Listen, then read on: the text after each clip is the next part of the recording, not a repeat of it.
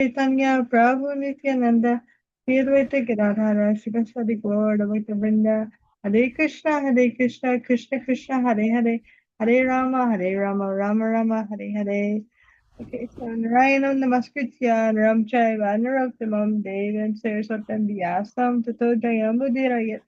Nasta Praesho Badreshu, Nityam Bhagavata Sevaya, Bhagavati Uttamashloke, Bhaktir Bhavati Naishi.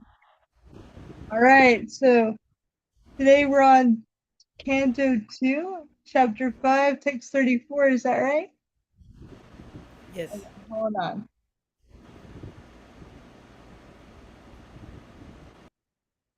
Creation of the universe.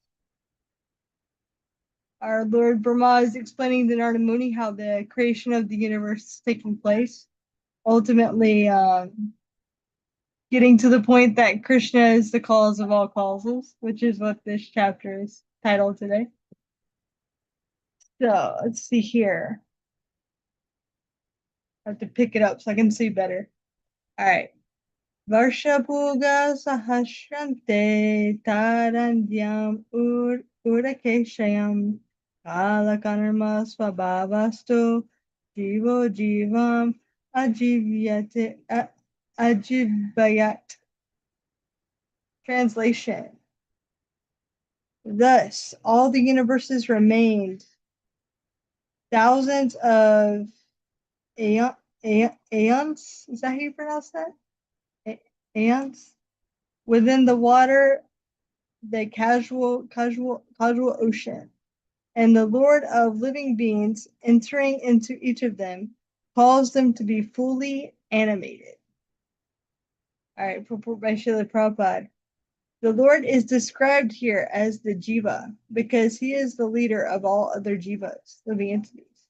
In the Vedas, he is described as the Nitya, the leader of all other Nityas. The Lord's relation with the living entities is like that of the Father with the sons. The sons and the Father are qualitatively equal, but the Father is never the Son, nor is the Son ever the Father who begets. So, as described above, the Lord as Garbhodakashayi Vishnu or Hiranyagarbha Supersoul enters into each and every universe and causes it to be animated by begetting the living entities within the womb of the material nature, as confirmed in the Bhagavad Gita 14:3. After each annihilation of the material creation, all the living entities are merged within the body of the Lord, and after creation, they are again impregnated within the material energy. In material existence, therefore, the material energy is seemingly the mother of the living entities, and the Lord is the Father. When, however, the animation takes place, the living entities revive their own natural activities under the spell of time and energy, and thus the varieties of living beings are manifested.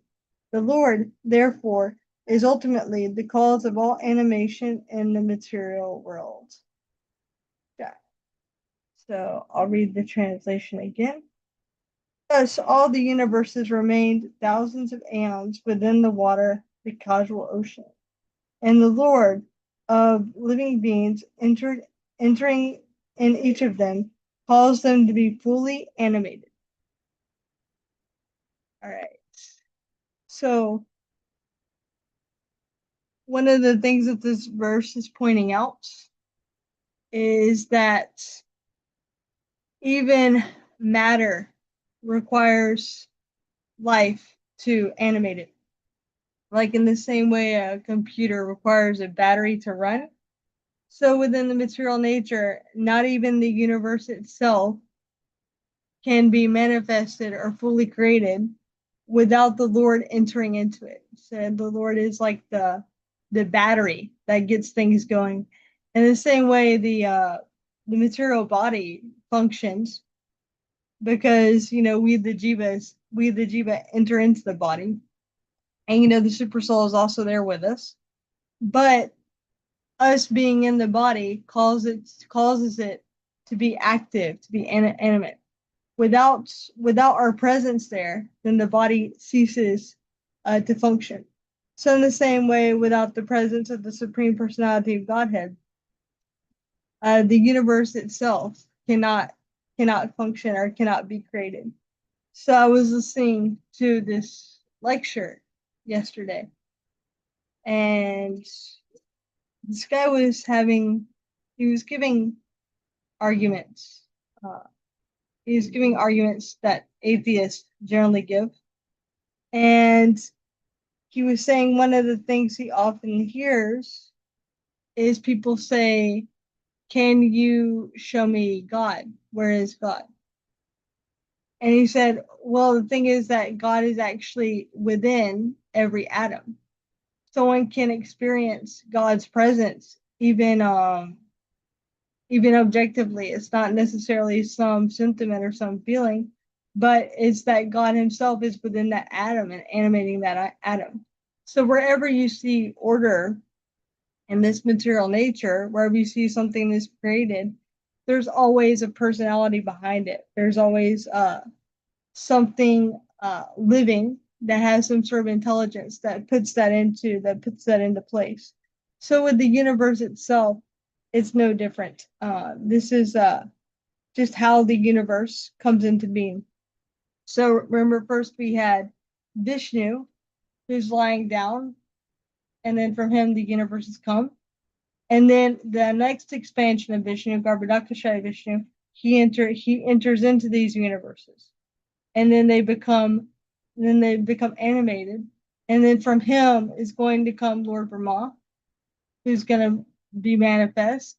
And then there's also another expansion of Vishnu that enters into every atom. So another point here that's also mentioned is that Prabhupada says the Lord here is described as Jiva because he is the leader of all other jivas, living entities. And so Krishna is the supreme spirit. We are also spirit souls, but Krishna, when he enters into the material nature, he himself is not limited by it. In the same way, when one puts on like a virtual reality, to play a game, my nephew, he often plays these games where you put these like goggles on your face, and then you have like little controls. And so he's standing in the room, and he's like standing up, and he's like punching, and then he's like kicking air and stuff because he's playing a virtual reality game. So in this game, he's a character, but he himself is not limited by the game. At any time, he can restart the game. At any time, he can go to a different, whatever level he likes, or he can just shut the game off completely. However, with the jiva, with us situated in this body, we're limited by it. We're limited by what it can do.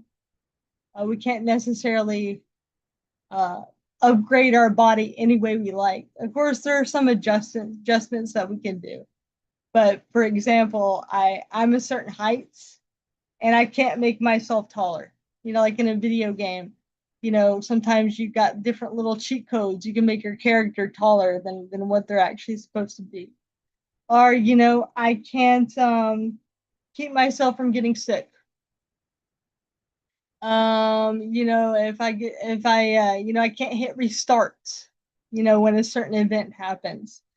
So there's some limitation there. However, but with Krishna, there is no limitation. The material world can work any way he likes.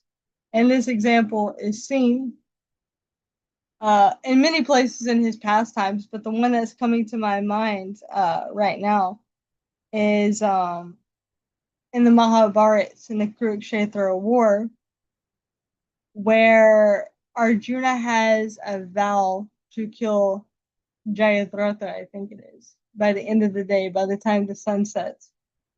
And if he doesn't do this, he says, okay, I'm going to enter into the fire. So the whole battle is going on all day, and the Kauravas know this, so they're trying to protect Jayadratha. And they're getting to the point that the sun is kind of setting, so the Kauravas are like, okay, just a little bit more time, because when the sun goes down, then the battle has to stop. That's how it works in the Vedic culture. So the sun goes down just a little bit, and they're thinking, okay, we won. But then Krishna does a little maneuver and brings the sun kind of back up, and then Jayadratha is killed. At least in the version of Mahabharata that I have read. So, and then also to give him another example, Krishna lifting Govardhan Hill. Um, we see he's just a small little boy, but yet he lifts Govardhan Hill with the pinky of his left hand. Now, no little boy can do this in the material world. They're limited by their body size and everything like that. So this is just to give an example of how Krishna is unlimited. And even just the fact that we're talking about him expanding into every universe. Um, Nobody can do that. I can't expand myself. Yogis can expand themselves up to 9 times, but Krishna can expand himself unlimited times.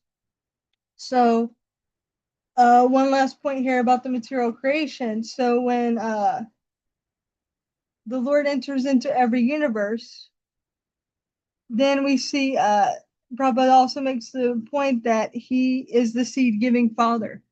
He impregnates the material nature with the living entities.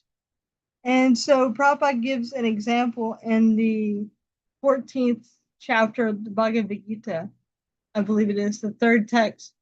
And I believe that's referenced here. But in the purport, Prabhupada explains that a scorpion goes into rice and a scorpion lays the eggs. And then the eggs hatch out and the scorpions come out of the rice. So it looks as if the scorpions are born of the rice, but however, the scorpions are not from the rice. They just hatch out from there. So we as spirit souls, it might look like we're part of this material nature, but really we've just been placed into this material nature and we're in these material bodies. So it's kind of like the issue with the scorpion and the rice. So in this sense, Krishna is the seed-giving father, the original father of all living entities. And in one sense, the material nature is the mother. However, with that said, without the Lord's presence there, none of this can manifest or take place. The living entities cannot be manifested into the material nature, nor can they take birth into the material nature. It all has to start with Krishna's glance. So that's all I have for this purport, actually. So Yamuna, do you have anything that you would like to add?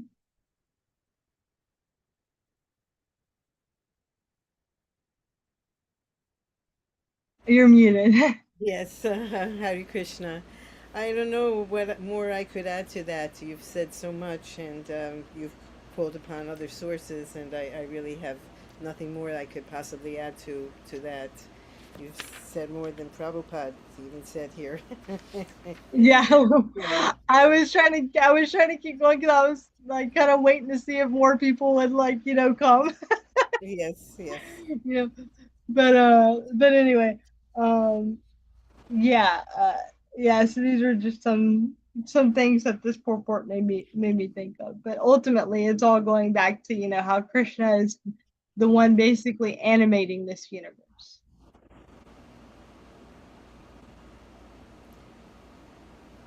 Well, I could go on and read the next verse, which hardly Okay, has a yeah. report at all, but let's go ahead and move forward. All This would right, be text 35. all right.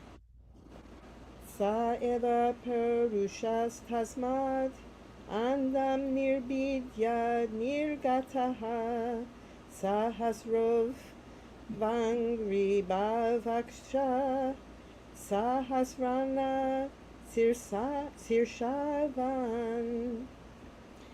Translation: The Lord Mahavishnu, although lying in the Kaushal ocean, came out of it, and dividing himself as Hiranyagarbha, he entered into each universe and assumes the Virat Rupa with thousands of legs, arms, mouths, heads, etc. And the short purport by His Divine Grace, A.C. Bhaktivedanta Swami Srila Prabhupada, Ki Jai. The expansions of the planetary systems within each and every universe are situated in the different parts of the Virat Rupa, universal form of the Lord, and they are described as follows. So, as follows refers to the upcoming verses. So, Right. just to repeat the translation quickly, the Lord Mahavishnu, although lying in the causal ocean, came out of it, and dividing himself as Hiranyagarbha, he entered into each universe and assumed the Virat Rupa with thousands of legs, arms, mouths, heads, etc. So this is, as you were saying a moment ago, Lavanga, that the Lord is the only one who can, divide Himself and make Himself present in all of the universes, and as the Virat Rupa, which is the universal form. Although I thought the Virat Rupa was the energy of the Lord, but here it says clearly the universal form of the Lord with thousands of legs, arms, mouths, heads, etc. So this is quite fascinating imagery, and I don't know what else to add to that. Maybe you have a further comment before we go on to the next verse. Yeah, not too much because it is a very short verse and purport, and it's kind of just connecting us to the following verse. But I'll say this is we're going back to the universal form at least a little bit because I think the universal form was mentioned in previous chapters. But the Lord, he enters into every universe, but that's not always perceived by everybody. So therefore, there's the Virat Rupa or the universal form, which is going to be explained in the next chapter, is a way for people to actually to perceive this that basically have more of a difficult time with like a personal form of the Supreme Personality of God. So I think Prabhupada mentions it in the next verse as great philosophers imagine this. So we'll just go ahead and go to the next verse in purport because Prabhupada's going to elaborate on this a little bit more. Good, All thank right. you. Yasye hava yavelokan kalpayanti manishina kat adi verada sapta sapturdvam jaganadibi. Great philosophers imagine that the complete planetary systems in the universe are displays of different upper and lower limbs of the universal body of the Lord. Purport. The word kalpayanti or imagine is significant. The Virat universal form of the Absolute is an imagination of the speculative philosophers who are unable to adjust to the eternal two-handed form of Lord Krishna. Although the universal form, as imagined by great philosophers, is one of the features of the Lord, it is more or less imaginary. It is said that in the seven upper planetary systems, it is said, I'm sorry. It is said that the seven upper planetary systems are situated above the waist of the universal form, whereas the lower planetary systems are situated below his waist. The idea impressed herein is that the Supreme Lord is conscious of every part of his body, and nowhere in creation is there anything beyond his control. So this universal form, it helps one understand how Krishna can be aware of everything that's happening in existence.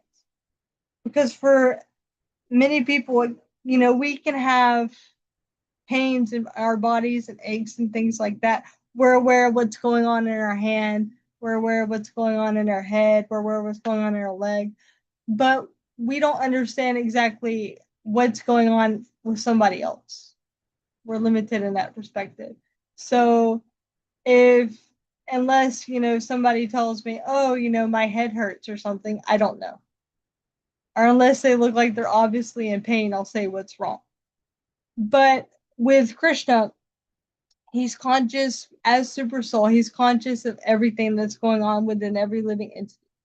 And that further expands to he's conscious of everything that's going on everywhere within the universe. So a way that one can understand this is to, imagine, okay, well, the lower planetary systems are below his waist, and then the upper planetary systems are above his waist. You think of it like a body, because one can understand, well, I understand what's going on within my own body. So this helps in that sense, because when you hear about the Supreme Personality of Godhead's form, and we think of our form, one can misunderstand to think that, okay, well, the Supreme Personality of Godhead must be limited in some way, or how is it exactly that he can understand everything that's going on everywhere, if he has his form? Because generally we only can think about what's within our own experience. So I mentioned this in a previous class, and I'll say it again, that this is helping us understand the greatness of Krishna, how he's within everything, but at the same time, he has his own form and he's doing activities in the spiritual world, and he's in one sense aloof from it, but at the same time, he's conscious of it. Because if it wasn't that way, then he couldn't be God. So it's got to be that's the definition of unlimited. So this universal form, it's a way to help people with that. Out of Krishna's own mercy, he wants people to understand his nature, so that ultimately they'll revive that relationship with him.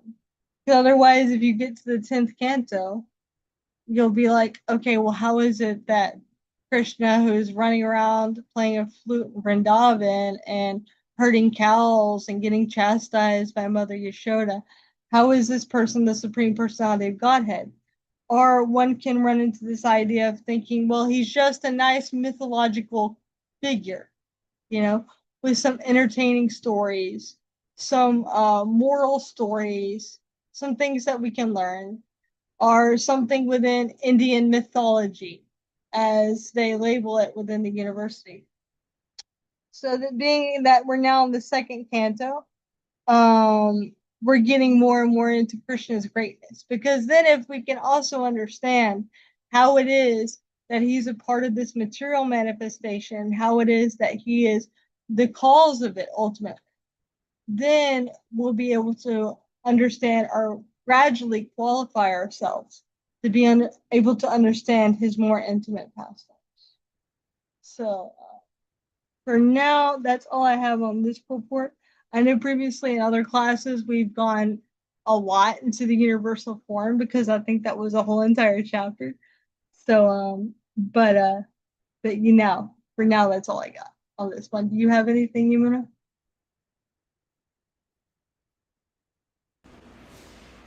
Uh, well, just the the the thing that sticks out to me here is that it says one of the features of the Lord, that this universal form is more or less imaginary.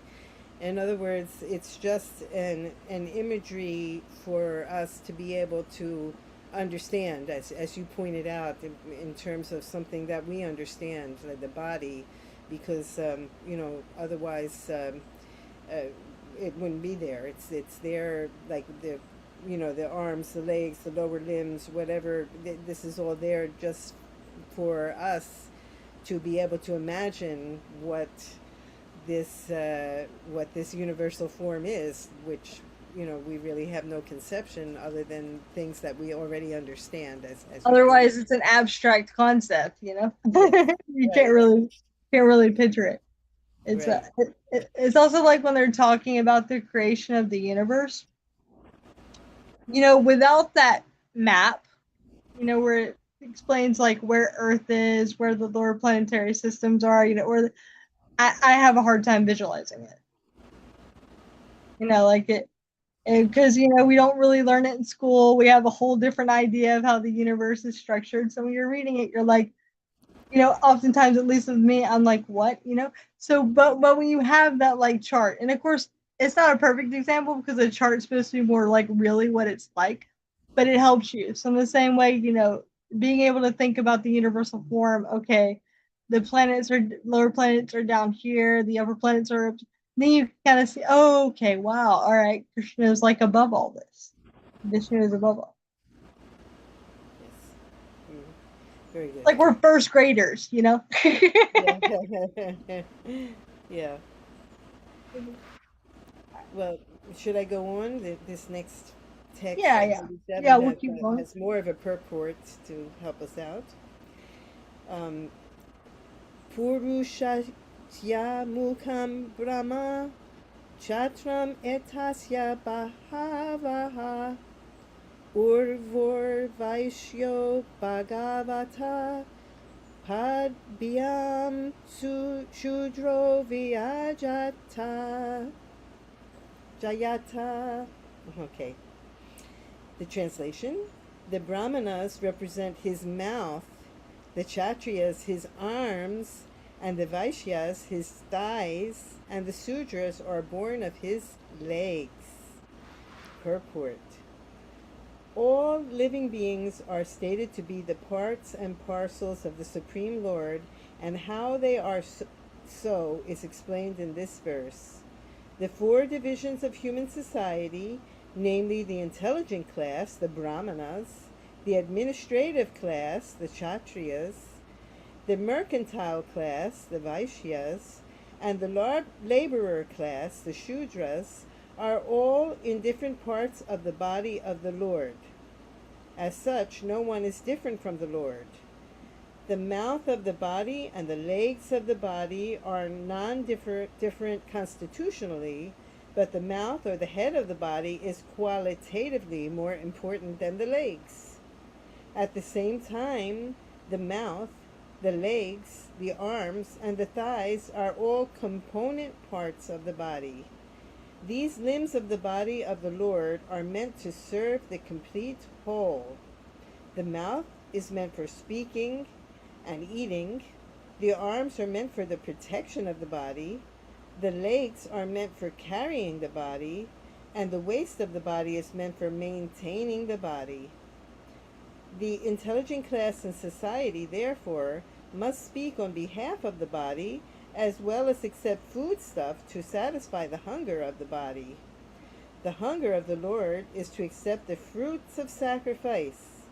The Brahmanas, or the intelligent class, must be very expert in performing such sacrifices, and the subordinate classes must join in such sacrifices.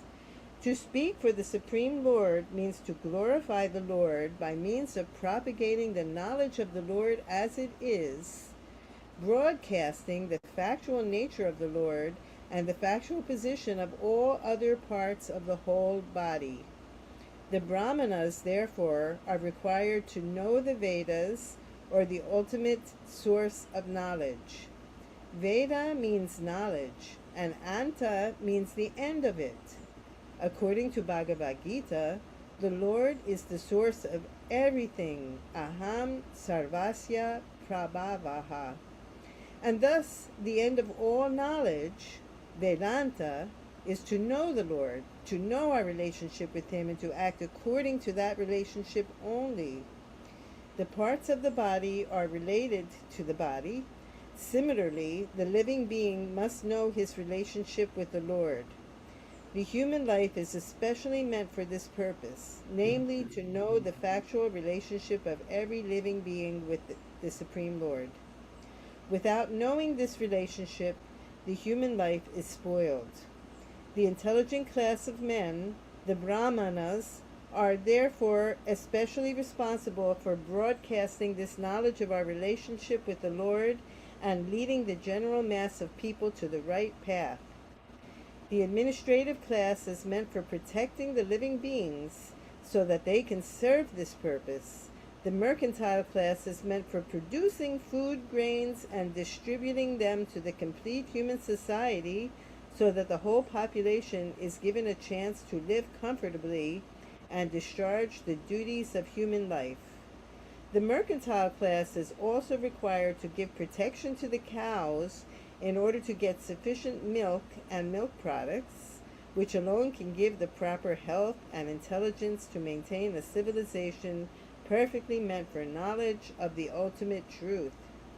And the laborer class, who are neither intelligent nor powerful, can help by physical services to the other higher classes and thus be benefited by their cooperation. Therefore, the universe is a complete unit in relationship with the Lord, and without this relationship with the Lord, the whole human society is disturbed and is without any peace and prosperity. This is confirmed in the Vedas. Brahmano sya mukham asid bahu rajanya kritaha. So, just to briefly repeat the translation, the Brahmanas represent his mouth, the Kshatriyas his arms, the Vaishyas his thighs, and the Sudras are born of his legs. So, this is also very interesting imagery to help us understand the form of the Lord and the fact that that the four different how do you call this? The four different um, Varnas. varnas would be representative of the different attributes of what this body of the Lord needs to do, right? So the brahmanas representing his mouth, about knowledge, being able to speak, being able to eat, the kshatriyas as his arms, like for the protection and just to the action to make things happen. The Vaishyas, his legs and his thighs, which is supporting the things that the Lord needs, or that to support the life, and the Shudras are born of his legs, just the pure physical labor that needs to take place in order for all the rest of it to be able to function properly. Um, Here in the purport, it's all clearly explained better than I can explain it. So I just would like to know if you have some more words you can add to clarify this. Yeah, I mean, I appreciate how this verse is now taking what we've been hearing about the cosmos, and okay, now we're bringing it back down to earth and seeing how all the occupations are also in relation with the Lord. And Prabhupada mentions at the end of this purport that, what was that sentence here? Sorry, I'm scrolling down. Okay, therefore, the universe is a complete unit in relation with the Lord, and without this relationship with the Lord, the whole human society is disturbed and is without any peace and prosperity. This is confirmed in the Vedas. So, with these different occupations, Brahma, Kshatriya, Vaishya, Shudra, we all have like a certain propensities in a particular area. And we can see how, like in society, without understanding the purpose of these occupations, people become disturbed and they become without peace. Because we take up a particular occupation, but then at a certain time, if one is very inquisitive, you get to an age where you're kind of wondering, okay, well, what was all that for? Or what was the purpose of me doing that or spending all my time with that? Especially when you get older, where, the body begins to break down a little bit more. And you think, okay, well, I spent all my time being trained in this occupation and, I made money off of it. But, like for what? Now what? What's the next thing?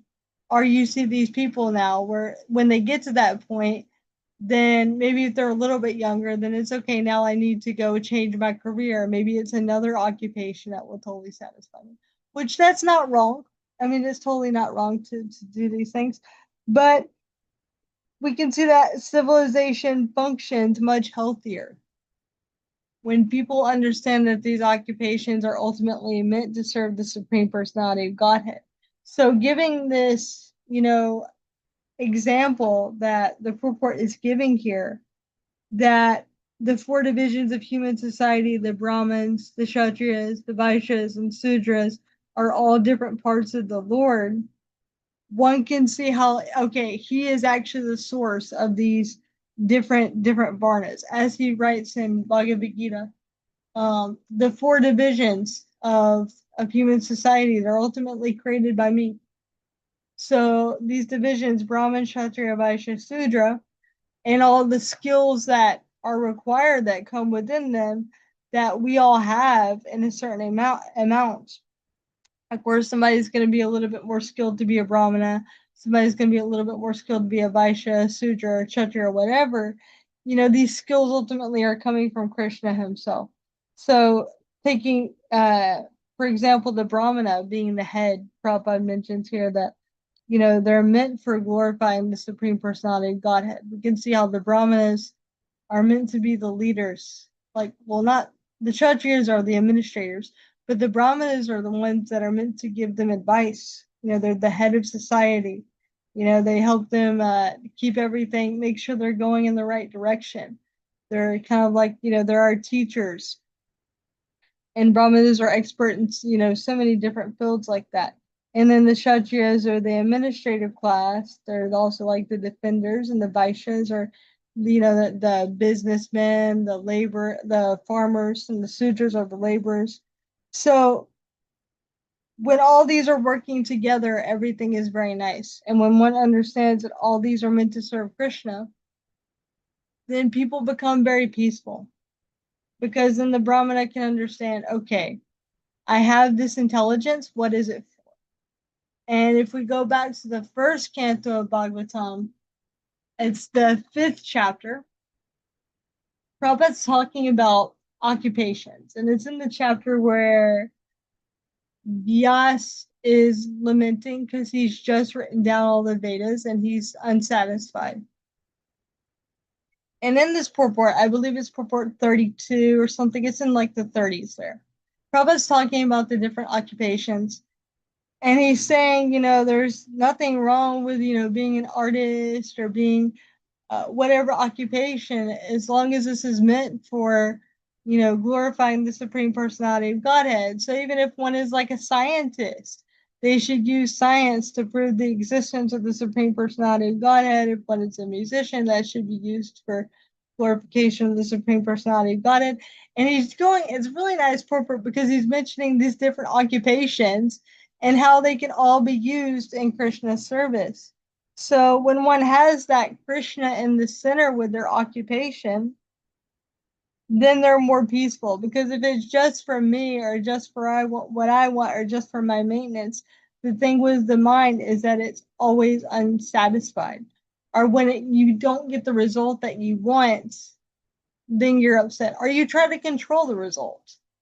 So when one understands that, okay, I'm doing my duty for Krishna, and that I'm not in control of the result, you endeavor your best, but you know that whatever the result is, that is up to Krishna, and that's what Krishna wants when one is doing their duty for Krishna. And in that way, one can work very peacefully. Because if it's for myself, then it's like, no, it has to go like this, and it has to work like that because I need this outcome, you know. But so in this way, Prabhupada's trying to show us by this purport that even our occupations and stuff, how they're connected with Krishna, and really we should also understand too that since these skills they ultimately come from Krishna, uh, they're all ultimately borrowed from us. They're ultimately borrowed, so we have them for a certain amount of time. And maybe we'll have them in the next life, we don't know, you know but while we have them, Krishna has given them to us for specific purpose, and so therefore they should be engaged in his service. All right, so anything else you could think of for this purport, Yamana? No, I must admit I can't add anything more to that. I think I covered it in a nutshell. Very nice report, but yeah. All right. Well, then we can go on. We can go on to 38 then. Yes, go on.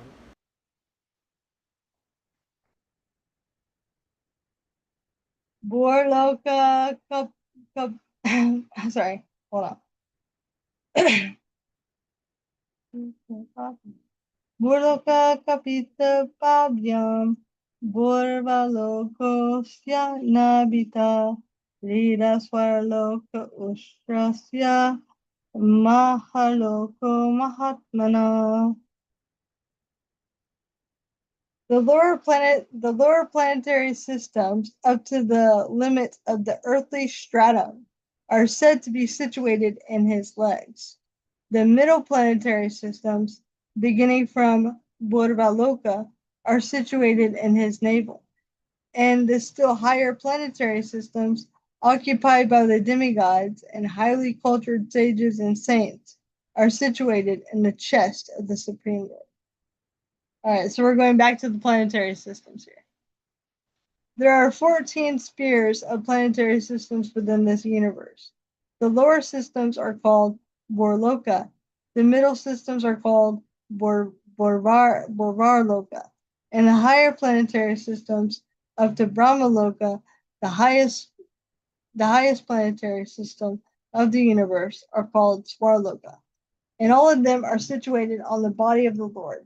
In other words, no one within this universe is without a relationship with the Lord.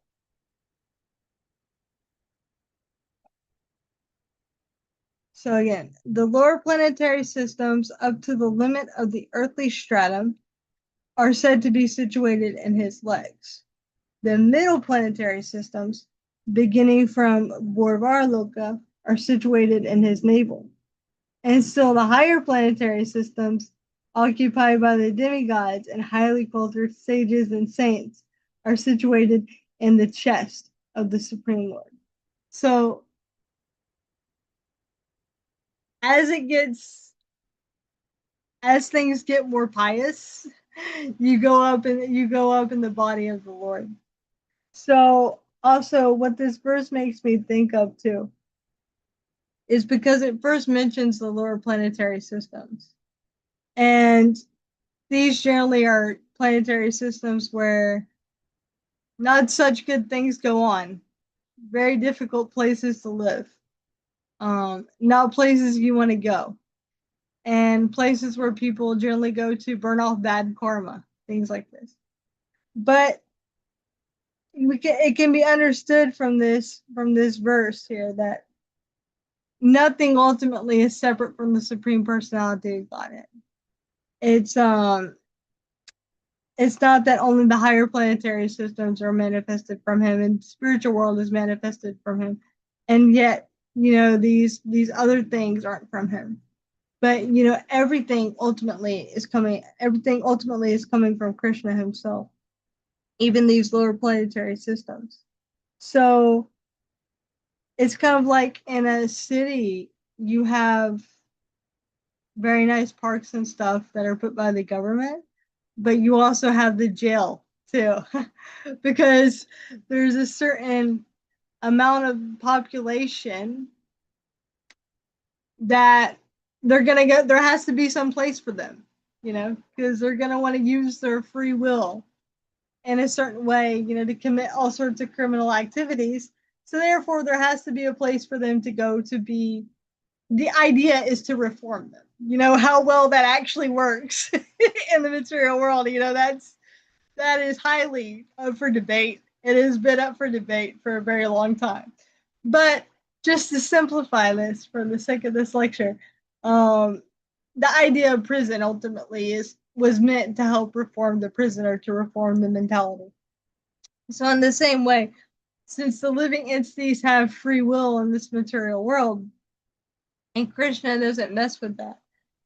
Sometimes when they commit certain what we would call sinful activities, they have to go down to the lower planetary systems to burn off this karma and ultimately get reformed. So how we can picture this, where this is situated, and the universal form is this is that in the legs with the supreme personality of Godhead. But we can also see here that even though the lower planetary systems are coming from Krishna, Krishna ultimately he wants the best for every individual jiva. So you can read more about the lower planetary systems in the fifth canto. I don't know if you've read that chapter, you learned of like the hellish planets at the very end of Canto 5. I think it's No, the I last haven't. chapter. Okay. Well, I mean, if this class keeps going on, we'll We'll get get there there. eventually. But it's actually so crazy that I think that's why the beginning of Canto 6 begins, the story of Ajamil. Because after hearing all this, I can't remember if it's who's speaking at the end of this canto, whether it's they're speaking to Yudhisthira or Maharaj Parikshit, or Shukadeva Goswami to Maharaj Parikshit. Well, ultimately, that conversation is there too, because conversations within conversation. But anyway, the question is brought up that, well, God, how can the living entities like be saved, from this condition? Because it seems so disturbing. And then we get the story of Ajamil and about the power of chanting of the holy name. But yeah, even with that said, Krishna is wanting ultimately that the living entities are reformed and that they remember their original position. So there's different places in the material world that one can go according to their activities, and these are all ultimately coming from Krishna. But Prabhupada also mentions that the reason that these places have to exist is because of the desire of the living entity. The living entities originally meant for the spiritual world, but the material world exists because the living entity has this desire, or well, certain living entities have this desire to enjoy independently of Krishna. So therefore, the material world is manifested, and within this material world, there are different levels according to how one's behaving, according to their material activities. But this is ultimately to show how ultimately this is all coming from Krishna, because one can get confused, especially with reading certain portions of the Vedas, and think that the goal is to go to higher planetary systems. And this had to do with going back to what I mentioned earlier with Vyasa's being unsatisfied. Ultimately, because he had encouraged people to enjoy materially in the name of religion, uh, doing good activities to go to higher planetary systems. And the Vedas can bewilder one to think that these things are the goal, which is like Krishna mentions in the Bhagavad Gita, when your mind has passed through all the flowery language of the Vedas, because it can sound very nice. And one can think, okay, yeah, if I go there, I do good activities, then, worship the demigods properly, or, I'm very pious, then I can go to these other planetary systems and I can live longer. I can have a healthier body and I can enjoy more opulently. So one can get caught up in that, caught up into the material realm and think that this is the goal. So what this also helps us do is by imagining the universal form of the Lord, one can see that also too that Krishna is ultimately beyond these things, that there's something beyond this. Also too, as I mentioned before, that this is all coming from Krishna. It helps one realize that, but it also helps you realize there's something above it. So, do you have something you wanted to say? Well, yes, the things that come to my mind are things that Manonatha Maharaj has mentioned in the past. And at one point, I remember him mentioning that in this world at this time, everybody's a Sudra, that there's nobody of any higher, and it's funny because that's what it says here, that the lower planetary systems like this one are situated in his legs, and it was just explained in the previous verse how the legs are the home of the sudras, right? And the other thing that strikes me is that that Maharaj also spoke about in the previous class and last month's class, I think, was about all of these planets in the planetary systems here, that they're not really supposed to be the end result, and how, how we might be satisfied in these different levels, but if we are, then we'll never reach the ultimate level. So he spoke on this, in much detail in the last class. I'm not sure if you were there, but Yeah, no, I remember yeah. that, which is why I was trying to like kind of stay away a little bit from it because I knew he spoke about it a lot. So when I was reading this, I'm like, what can I add to that? Yeah, But yeah, yeah, no, you mentioning about that point that he said about how basically we're all in Kali Yuga, we're all like sudras, and that is true because we don't go through the garbage samskara process. We don't go through all these reformatory that generally one goes through when they're born. Nor do we have proper training.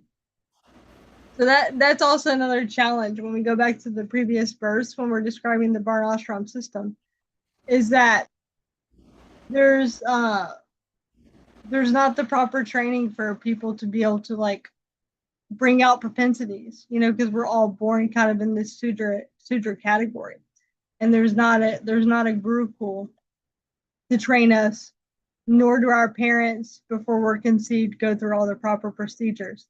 So that's also a bit of a challenge. And when I was speaking with a devotee about the reestablishing of Varnashram, and this thing came up, well, in Kali Yuga, we're kind of all mixed, we kind of all look like, what do you do? And he said, well, in this case, you have to pick something that you're willing to be trained in that you'll do for Krishna, that you have propensities. I see. Yes, I just wanted to kind of like tie that in with the previous verse. yes. Because what you said also is very good.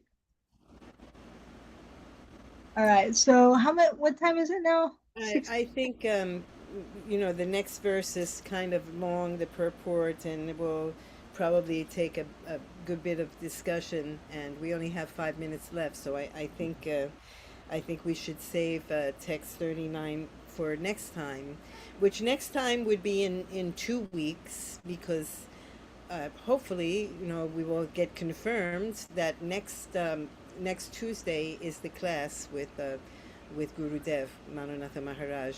He told me that he could do July 7th. So it's time to submit questions, and I must say that the many more questions are being submitted in the Spanish chats than the English chats, but any of those questions can also be asked in English as well. We can also, just choose something that, we wanted to know that has been asked in Spanish and go ahead and ask it in English, and, so that he has a list of questions from us in English as well, with the thought that they will be answered in person in next week's class, if all goes well. Okay. So Yes, anyone listening, go ahead and send in your questions yes, next week's exactly, class. And exactly. I think Amy had mentioned to me, I think she's doing something she's doing something today, and then Mukunda, he has his like he's has university class right now, so I he see. couldn't come, but he wanted to be here. And then I'll message her and I'll see what how she's doing. Okay, all right. She and I have spoken recently, so that's All good. Everything is well. right. So, well, I guess all we can say now is Srila Prabhupada Ki Jai. Right. All right. Han Manonatha Maharaja Ki Yeah. Jai. All right. See you next week, Yamuna. Hare Looking Krishna. forward to Yeah. seeing you next time. Hari Krishna.